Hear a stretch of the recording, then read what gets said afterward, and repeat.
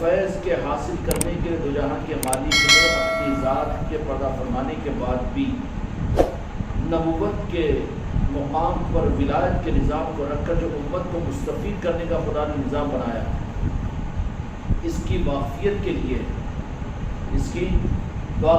کے لیے حضرت عمر فاروق رضی اللہ عنہ اور علی مشکل کشا علیہ السلام کو بھیجا حضرت اویس قرنی رضی اللہ عنہ کے پاس۔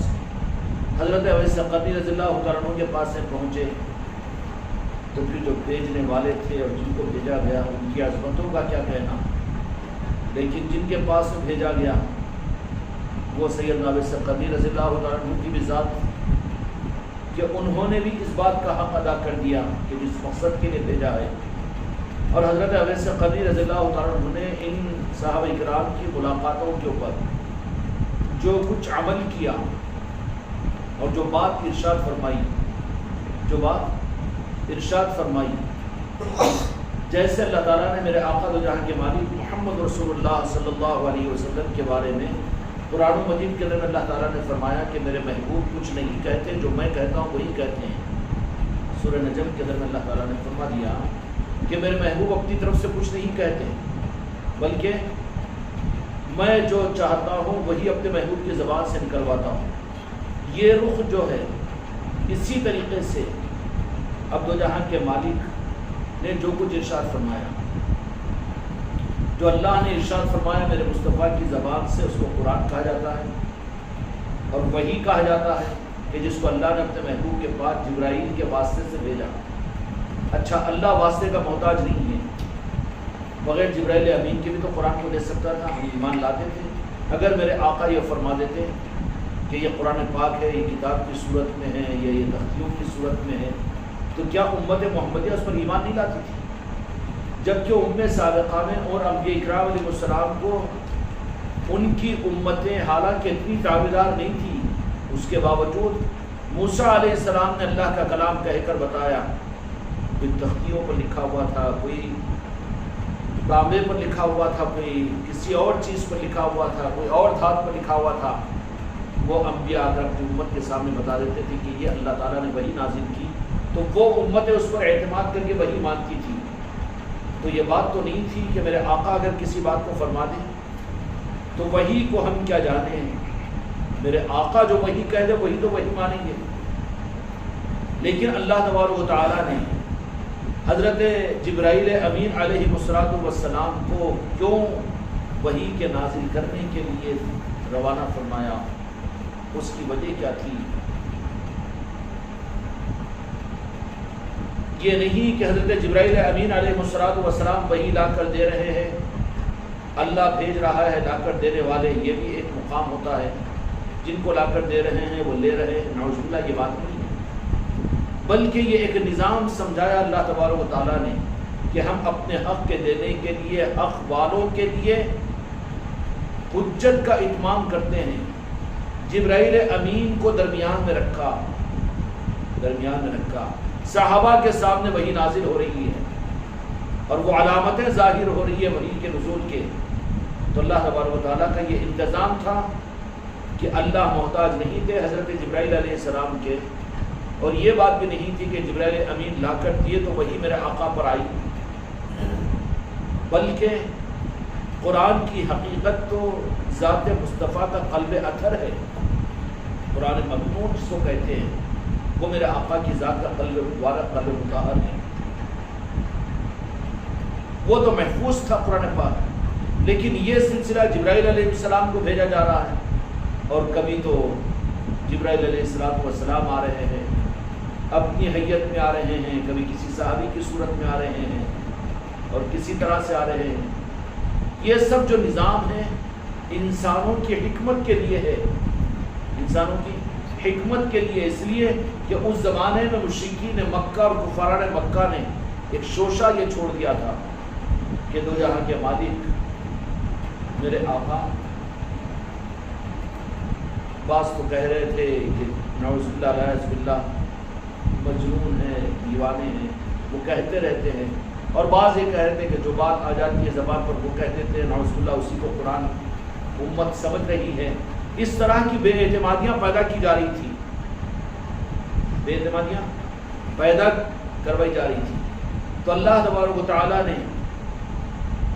وہاں پر اس کے انتظام کے لیے کہ ایسی کوئی کچی بنیاد نہ رہے میرے محبوب پر بے اعتمادی کی، اس کو ختم کرنے کے لیے چونکہ قومیں اور وہ امتیں یہود و نصارہ اس بات سے واقف تھی کہ جبرائیل امین وحی لانے والے فرشتے تھے اور ان آسمانی کتابوں کے اندر میں ان کا تذکرہ موجود تھا، تو اس کے لیے جبرائیل امین کو بھیجا. یہی وجہ ہے کہ جس وقت میں غار حرا میں میرے آقا پر پہلی وحی نازل ہوئی، اس وقت میں خدیجہ کبریٰ رضی اللہ تعالیٰ عنہ ایک اس زمانے کے اہل علم اہل معرفت، وہ حرا ابراہیم تھا یا کوئی اور تھے جو تورات کے عالم تھے، ان کے پاس پہنچ کر کہا کہ یہ حالات ہے کہ انہوں نے اس طریقے سے غار حرا کے اندر میں تخلیہ فرمایا، اتنے دن وہاں پر آپ نے قیام کیا. کیا کیا؟ قیام کیا مکہ مکرمہ سے دور نکل کر. وہی تو سنت پوری ہوتی ہے ہماری کہ مسجدیں ہمارے محلوں میں بھی ہیں اور میرے بچوں کے لیے اپنے بھی علاقوں میں مسجدیں ہیں، بڑی بڑی مسجدیں ہیں اپنے اپنے علاقوں کے اندر ہیں، لیکن خاص موقعوں کے اعتبار سے وہ طلب کے ساتھ میں خانقاہ محمدی عادل آباد کو آتے ہیں. تو یہ گویا کہ وہ چیز ہے کہ جہاں پر کچھ امید کے ساتھ عظمت کا اقرار کروایا جاتا ہے. کیا خاصیت ہے؟ کیا سنگ مرمر کی بنی ہوئی ہے یا کوہ نور کا ہیرا یہاں جڑا ہوا ہے؟ نہیں، یہی تو عظمت دکھائی جا رہی ہے. جب اس بحر راہی کے پاس میں حضرت خدیجہ کبریٰ اما جان لے کر پہنچے اور پہنچ کر فرمایا کہ ایسا ایسا ہے، تو اس نے مرض الموت کے قریب تھا، عالم تھے، اہل علم تھے، انہوں نے کہا کہ مجھے ٹیک لگاؤ بیٹھے اور کہا کہ ان کے حالات کیا ہیں.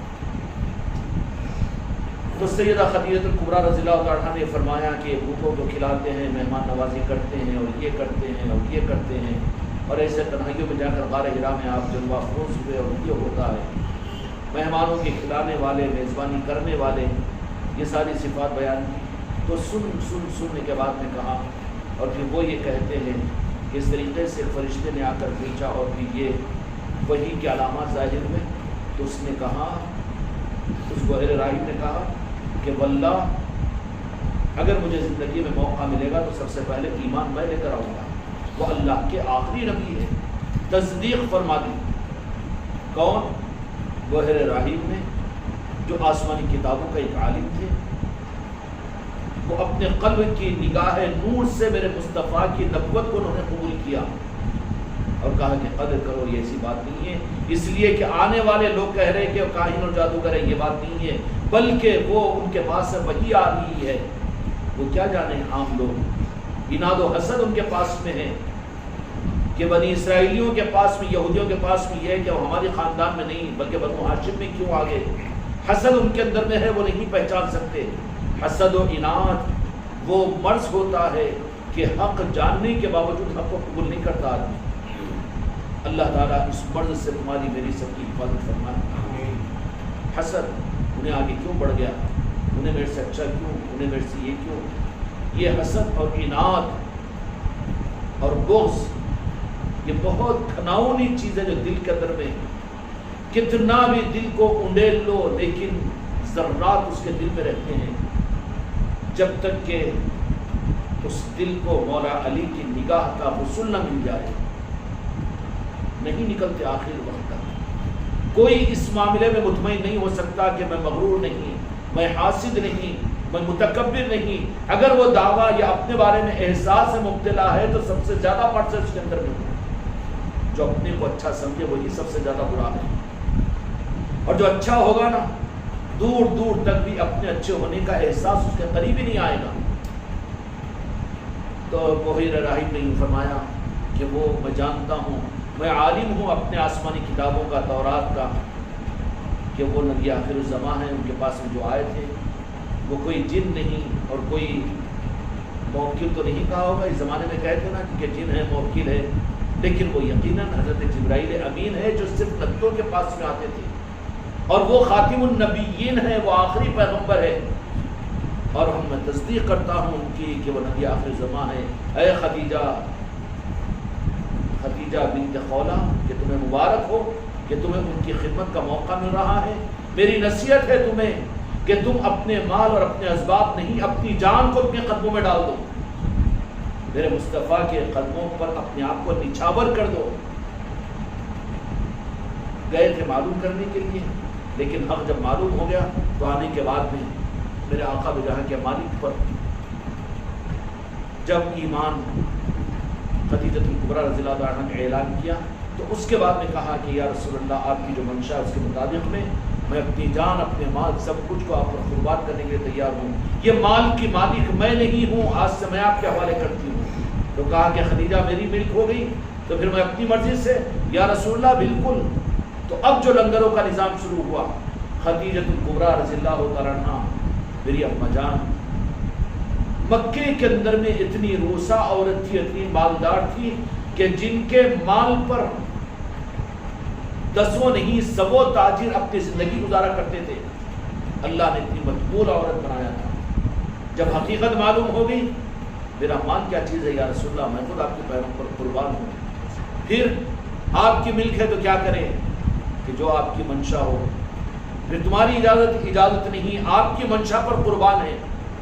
اس کے بعد میرے آقا نے پھر حضرت خدیجہ الکبریٰ رضی اللہ عنہا کے مال کو لے کر اپنے مکانات نہیں بنائے، بلکہ کیا کیا، غریبوں اور مسکینوں پر، محتاجوں پر، ایمان والوں پر، مسافروں پر اور دین مہاجرین کے اوپر، آنے والوں کے اوپر اپنے سخاوت کے دہانوں کو کھول دیا۔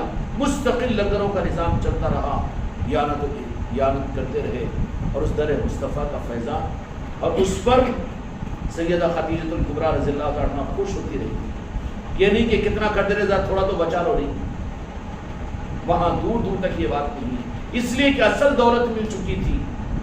اب یہ کیا چیز ہے میرے بچوں؟ حق کی پہچان ہی یہ ہے کہ حق کے ملنے کے بعد میں حق کے مقابلے پر کوئی چیز کی قدر و قیمت باقی نہ رہے۔ جان بھی بے حیثیت ہے، مال تو کیا چیز ہے، اولاد بھی کیا چیز ہے، دنیا کی ایک ایک سانس بھی حق کے سامنے۔ حق اس وقت تک قابل قبول نہیں ہوتا، حق لیپ لپیٹ کا نام نہیں ہے، کوئی مسلک و جماعت کا نام نہیں ہے۔ حق یہ ہے کہ ایک طرف حق ہے تو دوسری طرف میں ناحق ہے، ایک طرف حق ہے تو دوسری طرف میں ناحق ہے۔ حق کے لیے سب کچھ حق نہیں تو ہم ناحق ہے، ابھی ہم باطل حق والے نہیں ہیں۔ اور جب حق والے بنیں گے تو پہلی علامت اور پہچان یہ ہوگی کہ اس حق کے سامنے اپنی سانسیں، اپنی جان، اپنا مال، اپنی آل اولاد، اپنی سوسائٹی، اپنا خاندان، اپنی برادری، اپنا وطن، اپنا ملک، کوئی چیز قائم نہیں رہے گا۔ حق مل گیا، اس سے بڑی کوئی دولت نہیں ہوگی۔ جنون چڑھ جائے گا اس کو حق کے سامنے، حق کے مقابلے پر کسی چیز کو یہ نہیں پہچانے گا۔ یہ ہے حق کے سپاہیوں کی پہچان، اور یہ وراثت میرے مصطفیٰ کے نارن پاک کے اور پنجتن پاک اور آل علی اور اولاد علی کو جو ملتی ہے، ان کی یہی پہچان، کون سی ہوتی پہچان؟ ان کی صرف یہی پہچان اور ان کی یہی علامت ہوتی ہے کہ جب حق ان کو مل جاتا ہے اور ان کے دل کی آنکھیں جب حق دیکھ لیتی ہے تو پھر ترغیب دینا نہیں پڑتا کہ یہ کرو، ایسا کرو اور ویسا کرو، وہ کرو، آؤ جاؤ، میسج دو، آواز دو، مائک میں اعلان کرو، وہ کرو، یہ نہیں پڑتا۔ یہ سب اس بات کی پہچان ہے کہ ابھی ہمارے پاس میں حق نہیں ہے۔ حق کی پہچان یہ ہوگی کہ حق کو اپنی نظروں سے آگے یہ رکھے گا، باقی سب کو پیچھے کرے گا۔ حماقت نہیں کر لینا میں بھی اور تم بھی کہ ماشاءاللہ ہم بھی حق کے نظام کو لے کر چل رہے ہیں، حق کے نظام پر چل رہے بھی، حق ہمارے اندر میں نہیں آیا۔ ہمارے اندر میں حق آیا، اس کی پہچان یہ کہ سب پیچھے ہوگا، حق سامنے ہوگا۔ اور حق ہے کیا؟ حق ہے کیا؟ بہت دور کہاں لے جاؤ تم کو، خدا کی قسم حق ہے نعرہ پاک مصطفیٰ، حق ہے نعرہ پاک مصطفیٰ۔ اس حق کے سامنے نہ بیوی، نہ بچے، نہ آل، نہ اولاد، نہ مال، نہ زندگی، نہ سانسیں، نہ چاہت، نہ خواہش، سامنے جو رہے گا صرف مسکراہٹ مصطفیٰ رہے گی، میرے آقا کی مرضی رہے گی۔ اور یہ سب کچھ جو رہے گا، اپنا وجود بھی جو رہے گا وہ پیچھے رہے گا۔ اور یہ صرف یہ نہیں ہے کہ کہنے کی جذباتی بات یا پھر روایت کے نقل کرنے کی بات، بلکہ جن کو اللہ تعالیٰ نے حق قرار دیا، اہل حق قرار دیا، ان کی پہچان ہی یہ ہے کہ صرف وہ حق کو جانتے، باقی کسی کو نہیں جانتے۔ یہ نہیں ہے کہ چلو چلنے دو، ہاں یہ بھی چل رہا، وہ بھی چل رہا، چلنے والے ہیں حق پر، یہ حق والے نہیں ہیں. اور حق والے وہ ہوتے ہیں لِيُظْهِرَهُ عَلَى الدِّينِ كُلِّهِ وَلَوْ كَرِهَ الْكَافِرُونَ. ہم حق کو ظاہر کر کے رہیں گے. اللہ کا وعدہ ہے حق کو ظاہر کر کے رہنے کا.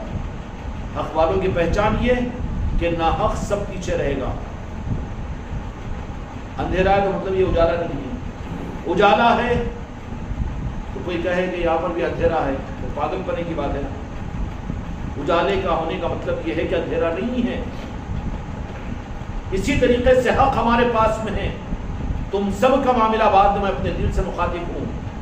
میں حق پر، تو اس کا مطلب یہ ہے کہ باقی سب میں اندھیرا ہوگا. سب اگر نظر آ رہا ہے تو اندھیرا ہے، ابھی ناحق میں ہے. کوشش کر حق کو اور اجالے کو حاصل کرنے کی. سمجھ میں آئے؟ حق کا اس کا مطلب یہ ہوتا ہے. اور حق جن کے اندر میں آ جاتا ہے تو ان کو کوئی اور چیز نظر ہی نہیں آتی. اور یہ شان اور یہ علامت اور یہ پہچان شروع ہی سے حق والوں کی رہی ہے کہ ان کے سامنے حق رہتا ہے.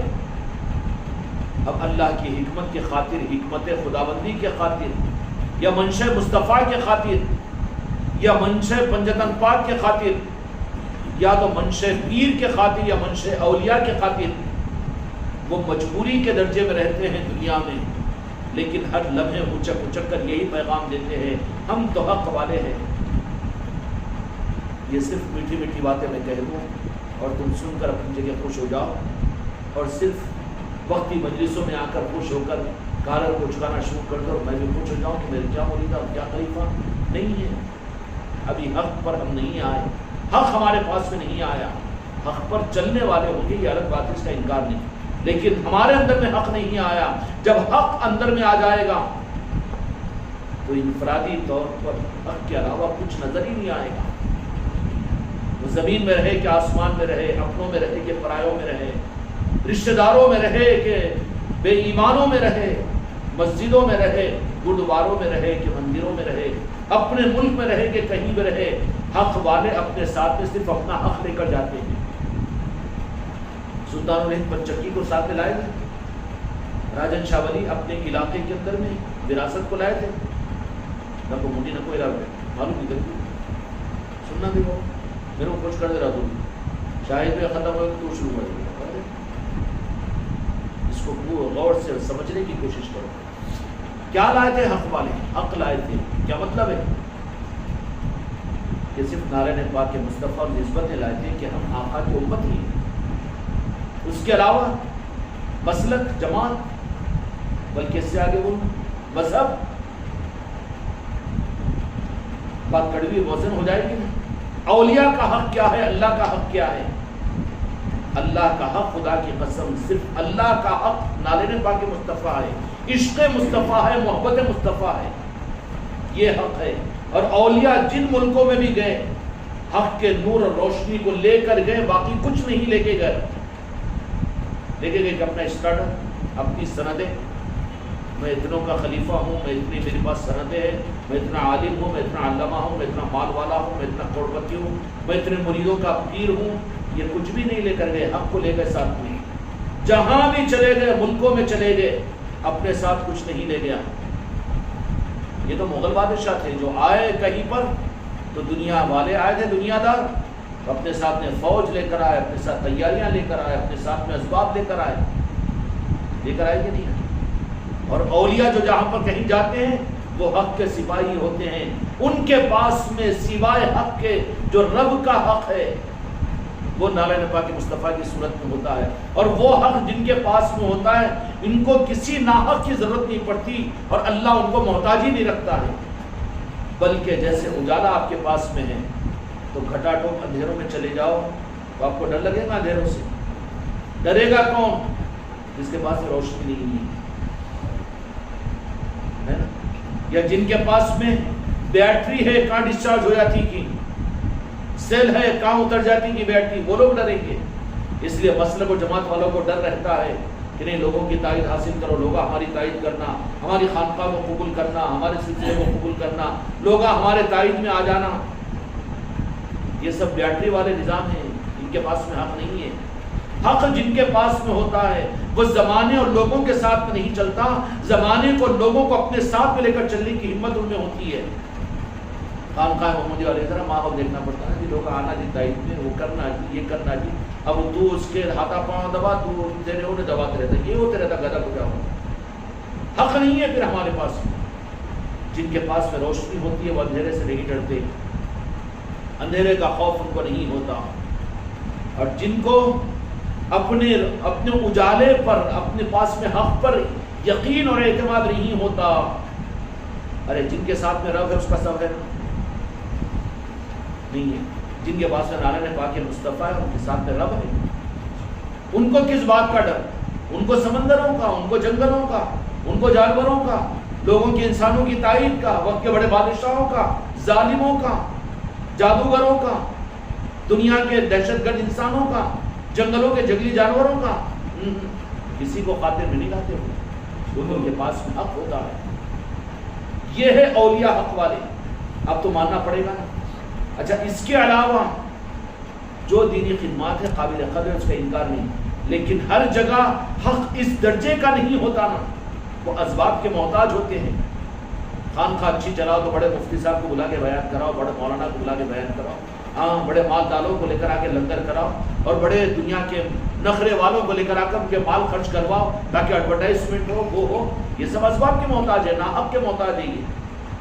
اور جو حق والے ہوتے ہیں نا، ان ساری چیزوں کے اندر میں سے کسی پر بھی ان کو ٹھیک ہے چلتا ہے چلا لو، باقی محتاج نہیں سمجھیں گے حق کو وہ۔ یہ اتنا بڑا جرم ہے کہ حق والے ناحق اسباب کو اگر اہمیت دیں گے تو رب کی نگاہ سے، حق کی نگاہ سے گر جائیں گے، حق کی نگاہ سے۔ اس میں سب سے زیادہ میرے آقا مولا حسین علیہ السلام کی ذات ہے۔ مولا حسین عزتوں کے تاج، مدینے میں ساری سیکورٹی، سارے جان فدا ہونے والے، سارے عقیدت مند، لیکن اب کو ساتھ لے کر صحابہ بھی مشورہ دے رہے ہیں کہ آپ نہ جائیے، مکے میں رہیے، آپ کی اقتدا کرنے کو ہم تیار ہے، آپ کے ہاتھ پر بیعت کرنے کو تیار ہے، نہیں۔ لیکن کیا ہوا؟ حق کو لے کر اندھیروں میں چلے گئے۔ یہ وراثت ہے آل رسول کی، یہ ہمت اور یہ جرات کسی اور کو نہیں ملتی، یہ تو صرف مجدد پاک کے قدموں سے، آل رسول کے قدموں سے ملنے والی خیرات ہے۔ یہ پاور اور یہ ہمت اور یہ جرات، حق جو تقسیم ہوتا ہے صرف قیامت تک آل رسول کی چوکھٹوں سے۔ کیا ہوا؟ اچھا، اس زمانے میں ہوا تھا میدان کربلا میں، اور اس کے بعد میں تو پھر تاریخ کیا گم ہے، وہاں پر نہیں۔ جتنے سپاہی دنیا میں ان کی چوکھٹوں سے نسبتوں کو لے کر جن ملکوں میں بھی گئے ہیں، جن ملکوں کے اندر بھی گئے ہیں، تو اپنے ساتھ میں اسباب و وسائل کو نہیں لے کر گئے، اور اسباب و وسائل کے اوپر ڈیپینڈ بھی نہیں کیے، کبھی اسباب و وسائل کی رعایت بھی انہوں نے زیادہ نہیں کی، بلکہ حق کی روشنی کو لے کر چلے گئے۔ سویرے سویرے خواجہ جی نے مدینے کی روشنی کا ایک چراغ لے کر سرزمین اجمیر پر جلوہ افروز ہوئے۔ جلوہ افروز وہی رجب المرجب کا مہینہ ہے کہ اسی ایک مہینے میں خواجہ خواجگان کے چراغ کو معلوم ہے کہ رجب المرجب ہی کی عظمت، اور اس کی عظمتوں کا ہم کیا، جو کہ رجب، شعبان، رمضان یہ مقدس مہینے، احادیث اور فضیلت اس کی، رجب، شعبان اور رمضان تین مہینے بھی مقدس مہینے اسلام کی قرآن و حدیث کی روشنی میں مقدس مہینے ہیں۔ جو رجب کا مقدس مہینہ کیوں؟ اس کا رمز تو بعد میں کھلا کہ یہی وہ رجب المرجب کا مہینہ ہے کہ جس مہینے میں سلطان الہند پیدا بھی ہوئے، تشریف بھی لائے، تولد بھی ہوا، غالباً 20 رجب المرجب کو ہے نا، اور جی اسی مہینے میں آپ کے اس دنیا میں تشریف لانے کا، اور اسی مہینے میں آپ کے دنیا سے پردہ ہونے کا 6 رجب المرجب ہے عرس شریف کا، اور اسی مہینے میں ہندوستان میں تشریف آوری ہوئی ہے آپ کی۔ کیا تھا؟ خدا کی قسم، خواجہ خواجگان کی ذات اہل ہندوستان کے لیے اور امت کے لیے حق کی پہچان ہے۔ جو خواجہ والا ہے وہ حق والا ہے، اور جن کو اس حق کے اندر میں شک و شبہ ہو، اور جو اس حق کو بازو رکھنا چاہتے ہو، اس حق کو پیچھے کرنا چاہتے ہو، وہ ناحق ہے، اندھیروں میں ہے، وہ اجالوں میں نہیں ہے۔ اور جن کو خواجہ خواجگان کی چوکھٹ سے حق کی روشنی دے دی جائے، مانگو اس مہینے کے اندر میں اپنی نسلوں کے لیے کہ یا خواجہ غریب نواز اپنی چوکھٹ کے حق کی روشنی مجھ کو اور میری نسلوں کو عطا فرما۔ حق والے جو ہوتے ہیں ساری بناوٹوں سے دور ہوتے ہیں، ان کو بناوٹوں سے مطلب نہیں، اس لیے کہ رب ان کو حق دے دیتا ہے۔ بندوں کو اللہ رب حق کیا دے گا؟ حق کیا ہے ان کے پاس میں؟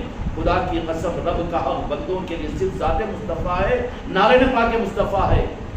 اور جن کو رب اپنا حق دے دیتا ہے، میرے آقا کی محبت جن کو، پھر وہ بے نیاز ہو جاتے ہیں دنیا کروڑوں اربوں روپئے اور بڑے عہدے اور کرسی اور حکومت تخت و تاج ان کے پاس میں ایک نگاہ کے لیے بھی کوئی حیثیت نہیں۔ وہ منہ میں پانی لانے والے، گٹ گٹ گٹا نکلنے والے نہیں ہوتے، بلکہ بے نیاز ہوتے ہیں۔ میرے پاس میں تو حق کا حق ہے، اور وہ کیا ہے؟ ذات مصطفیٰ کے نعرہ پاک کی نسبت ہے۔ جہاں بھی ہوں دل سے کہہ دوں گا یا رسول اللہ، عرش تھرا جائے گا۔ پھر حق، رب کا حق جو اللہ اپنے حق کو بندوں کو دیتا ہے، وہ صرف نعرہ پاک مصطفیٰ اور میرے آقا کی عظمت اور محبت۔ جب یہ حق کسی کو حقیقت میں مل جاتا ہے تو اس کی پہچان کیا ہوتی؟ پھر کسی چیز پر دل ہی نہیں رہتا اس میں، صرف یہ حق کو سنبھالے گا، کسی سے احساس کمتری میں نہیں رہے گا کہ میں بھی کمتر ہوں، میں بھی غریب ہوں، میرے پاس مسکین ہونا، میں کیا کروں، میں کہاں کر سکتا ہوں، وہ میں کیا کروں، یہ نہیں رہتا۔ حق اس کے پاس میں ہے۔ تو کیا کچھ تھا ان اولیاء کرام کے پاس میں؟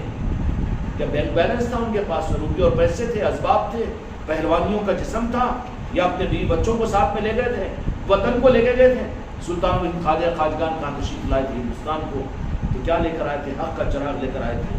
باقی سب اسباب، ایران کی حکومت تھی، سنجر کی حکومت نہیں، لوگ اور خاندان اور قبیلہ نہیں، حق کو لے کر آئے، روشنی کو لے کر آئے، اندھیروں میں روشنی کر دیا۔ تو حق کیا ہے؟ نسبت نعرہ پاک مصطفیٰ اور میرے آقا کی محبت اور عشق، یہ حق ہے۔ یہ حق جو ہے رب کا حق، سارے بندوں کا حق ہے۔ کس کا ہے؟ رب کا حق، سارے بندوں کے لیے وہ حق ہے۔ اب انہیں بول دیا میری جماعت، میری مسلک، میرا خاندان اور میرے مرید بھائیاں، میرے پیر بھائیاں اور میرے علاقے والے، تو ناحق ہے نا یہ حق کی راہ میں۔ جو اللہ کے حق والا رہتا ہے وہ سارے بندوں کے لیے حق دینے کا ذمہ دار ہوتا ہے۔ اس کے پاس میں کوئی قوم، کوئی برادری نہیں رہتی، بلکہ وہ سارے انسانوں کو حق دینے کی ذمہ داری وہ پورا کرتا ہے۔ کیا کرتا ہے؟ پورے انسانوں کو۔ اس کی نظروں میں قوم اور نسل اور علاقے اور خاندان یہ نہیں رہتا، بلکہ وہ تو سارے انسانوں کو حق دے گا۔ اس کے سامنے جو انسان آ جائے گا تو پھر بنی آدم کو وہ حق دے گا۔ اور حق کیا دے گا؟ قرآن پاک حق نہیں ہے، حق کا راستہ بتانے والی کتاب ہے۔ دین اور شریعت حق نہیں ہے، حق کے راستے پر قبول کروانے والی چیزیں ہیں۔ شریعت کا نظام حق تک پہنچانے والی چیزیں ہیں، راستے ہیں، حق نہیں ہے۔ حق کیا ہے؟ ذات مصطفیٰ ہے، اہدنا الصراط المستقیم۔ اور حق مسلک اور جماعت کسی قوم، کسی علاقے کے لیے نہیں، اخرجت للناس کے سارے انسانوں کے لیے۔ اب انسانوں کے اندر میں حق کو دینے کا مطلب کیا ہے؟ اسلام کو دینا، اسلام کو دینا حق کا دینا نہیں ہے، ایمان کا دینا حق کا دینا ہے۔ ایمان اور ایمان عشق رسول، محبت رسول، نعرہ پاک مصطفیٰ، یہ ایمان ہے۔ اس کو دینے والے اولیاء ہوتے ہیں۔ اب یہ دیتے کیسا ہے؟ اپنی ذات سے اپنے اخلاق کو پیش کر کے، ان کی ہمدردیاں، ان کی محبتوں کا اظہار کر کے۔ وہ قومیں خود ان کی محبت اور ان اخلاق میں، اس لیے کہ میرے مصطفیٰ کے اخلاق میں اتنی کشش ہے، کیا کسی مغناطیس میں ہوگی؟ آپ میرے آقا کے اگر ان اخلاق کو تھوڑا سا بھئی آخری بھکاری بھی ہے تو ایک مٹکا پانی بھر لے کے رکھ کے 10 آدمی کو روزانہ پلایا کرو نا، کیا کہیں گے؟ بڑا اچھا آدمی ہے بھائی۔ اور حق کیا ہے؟ اللہ کو پہنچانا حق نہیں ہے۔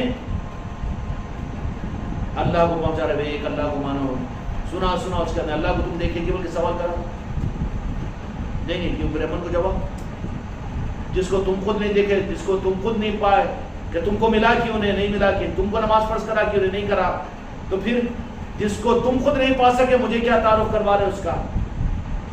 اس لیے بندوں کے لیے مشکل نہیں رکھا حق کا دینا، بندوں کے لیے آسان اس معنی میں کر دیا ہے کہ اپنے محبوب کے اخلاق کے ذریعے سے میرے آقا کی محبت بندوں کو دو، یہ ہے حق۔ اور اولیاء انسانیت کو ایمان دیتے ہیں، ایمان دینے کا مطلب یہ نماز، روزہ، زکوٰۃ اور حج، ختنہ اور لباس، داڑھی اور رمضان کے روزے، 5 وقت کی نمازیں، یہ تو اسلام ہے۔